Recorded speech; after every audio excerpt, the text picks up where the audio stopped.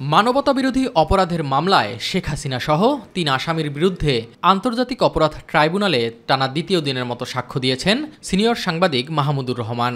সাক্ষ্য শেষে তাকে জেরা করেন আসামিপক্ষের আইনজীবী। দীর্ঘ সাক্ষ্যে শেখ হাসিনার গত ১৫ বছরের শাসনামলের পটভূমি তুলে ধরেন মাহমুদুর রহমান। তিনি আশা করেন জুলাই হত্যাকাণ্ডে শহীদ পরিবার ও আহতরা ন্যায় বিচার পাবেন। হিটলারও করেছে, হিটলার তার মেকানিজম দিয়ে হলোকস্ট চালিয়েছে, কিন্তু এভাবে সরাসরি নির্দেশ দেয়া কাউকে যে হত্যা করে লাশ গুম করে দাও, এটা হিটলারও কাউকে বলে নাই। কাজে মানসিকতার দিক দিয়ে হিটলারকে হাসিনা ছাড়িয়ে গেছিলেন। কাজে আমিও বলতে চাই বাংলাদেশে যে নেভার এগেইন, বাংলাদেশে আর কখনো যেন কেবল শেখ হাসিনা এবং আওয়ামী লীগের ফ্যাসিবাদ না, আর কোনো ফ্যাসিস্ট শাসক যেন বাংলাদেশে আর কখনো না আসে।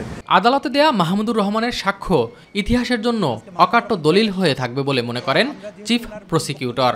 জাতিসংঘের রিপোর্ট, ইউরোপীয় ইউনিয়ন, আমেরিকান রিপোর্ট সব কিছু পর্যালোচনা করে তিনি দেখিয়েছেন যে জুলাই আগস্টে ঘটে যাওয়া যে মানবতা বিরোধী অপরাধ, সেটা ছিল ওয়াইড স্প্রেড, সিস্টেম্যাটিক। শেখ হাসিনার কমান্ডে এটা হয়েছিল, একটা কমান্ড স্ট্রাকচার ফলো করে এটা হয়েছিল, পুরোটাই ছিল সুসংগঠিত। এই সমস্ত জিনিস তিনি সাক্ষ্য হিসাবে আদালতে উপস্থাপন করেছেন এবং আমরা মনে করি যে তার এই সাক্ষ্য শেখ হাসিনার অপরাধ প্রমাণের জন্য বা আসামিদের অপরাধ প্রমাণের জন্য একটা গুরুত্বপূর্ণ দলিল হয়ে থাকবে, ঐতিহাসিক সাক্ষী তিনি দিয়েছেন।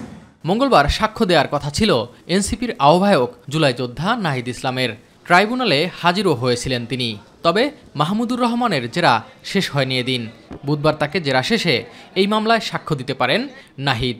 নির্বাচনের পরেও যাতে এই বিচার প্রক্রিয়া কোনোভাবেই বাধাগ্রস্ত না হয়, সেটা যাতে অব্যাহত থাকে, সেই প্রতিশ্রুতি আমাদের এই সরকারের পক্ষ থেকে, সেই একটা রোডম্যাপের দাবি আমরা জানিয়েছি এবং সকল রাজনৈতিক দলের পক্ষ থেকেও সেই কমিটমেন্ট, তাদের সেই ইস্তিহারেও যাতে সেটা থাকে, এটা আমাদের প্রত্যাশা থাকবে। এদিকে জুলাই আন্দোলনের সময় রামপুরায় ভবনের কার্নিশে ঝুলে থাকা তরুণকে গুলি এবং 2 জনকে হত্যা মামলায় অভিযোগ গঠনের আদেশ বৃহস্পতিবার দিন ধার্য করেছেন আন্তর্জাতিক অপরাধ ট্রাইব্যুনাল 1। এস এম আরিফ, মাই টিভি, ঢাকা।